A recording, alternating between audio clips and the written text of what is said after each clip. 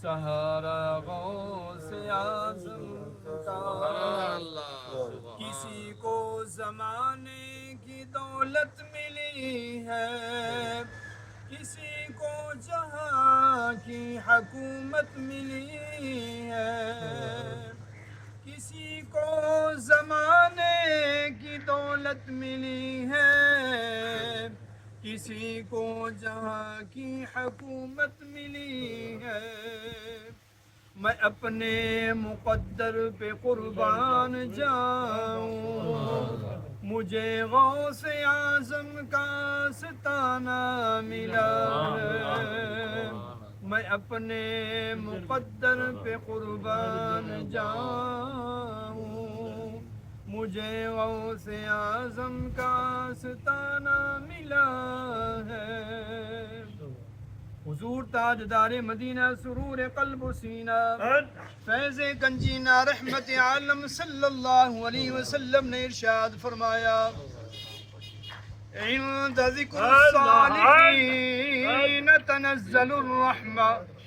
حضور تاجدار مدینہ صلی اللہ علیہ وسلم نے ارشاد فرمایا، جس جگہ جس مقام پر جس محفل میں صالحین اولیاء کاملین کا ذکر خیر ہوتا ہے، اللہ کریم کی رحمت کا وہاں نزول ہوتا ہے۔ نعرہ رسالت، نعرہ حیدری، صدائے امان اللہ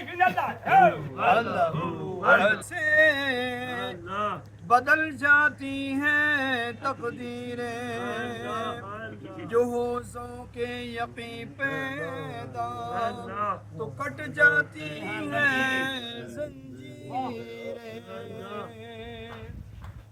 حضور تاجدار مدینہ صلی اللہ علیہ وسلم نے ارشاد فرمایا، الجنت مشتاقۃ الی اربعۃ نفر تالی القرآن۔ حضور نبی پاک صاحب الاولاق صلی اللہ علیہ وسلم نے ارشاد فرمایا، جنت چار قسم کے لوگوں کی مشتاق ہے، جنت چار لوگوں کا انتظار کرتی ہے۔ میرے آقا کریم صلی اللہ علیہ وسلم نے ارشاد فرمایا، پہلے نمبر پر تالی القرآن، جو قرآن پاک کی تلاوت کرتا ہے اللہ پاک اسے جنت میں داخل فرمائے گا۔ وحافظ اللسان، جس مومن مسلمان بندے نے اپنی زبان کی حفاظت کی، اپنی زبان کی حفاظت کی، اللہ کریم اسے جنت میں داخل فرمائے گا۔ ومطعم الجیعان،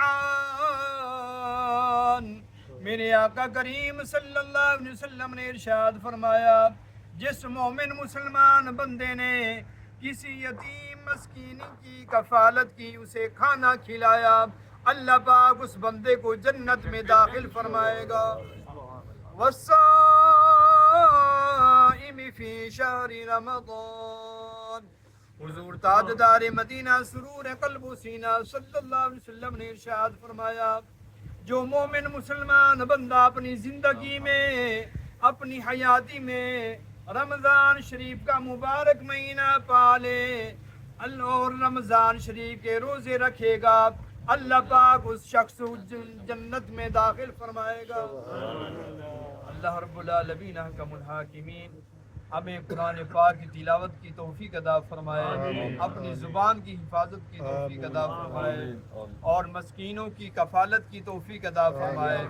رمضان شریف کا مہینہ آئے تو اللہ کریم اس مبارک مہینے کے فیوز و برکات حاصل کرنے کی توفیق عطا فرمائے۔ آمین بجاہ النبی الامین برحمتک یا ارحم الراحمین۔